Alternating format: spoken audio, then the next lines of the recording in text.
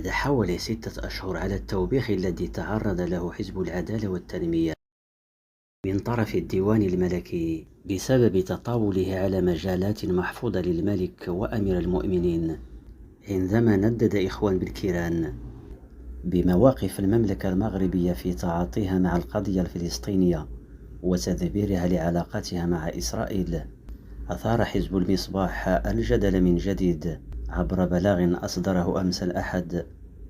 ربط من خلاله بين زلزال الحوز والعقاب الإلهي. بلاغ البي جي دي، وفي موقف يتجاوز حدود اللياقة والأدب تجاه مشاعر المغاربة، أفاد بأن الزلزال سببه الذنوب والمعاصي والمخالفات بالمعنى السياسي،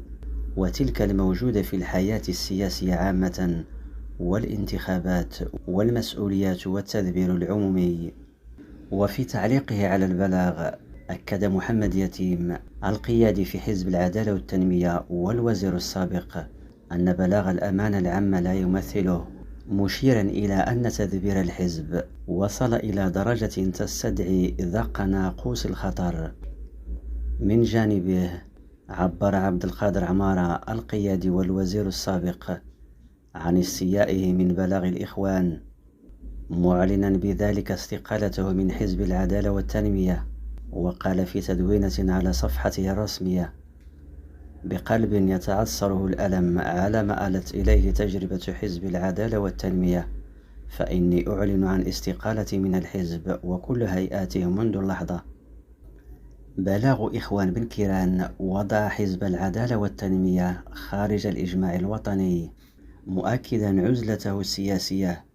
ومكرسا ما حصل عليه في استحقاقات 8 شتنبر 2021، والتي أظهرت أن حزب المصباح فقد رصيده الرمزي وثقة المواطنين في مشروعه السياسي.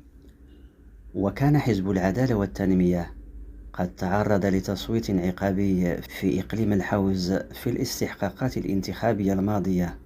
إذ حصل على 13 مقعدا فقط مقابل 144 مقعدا في انتخابات سنة 2015.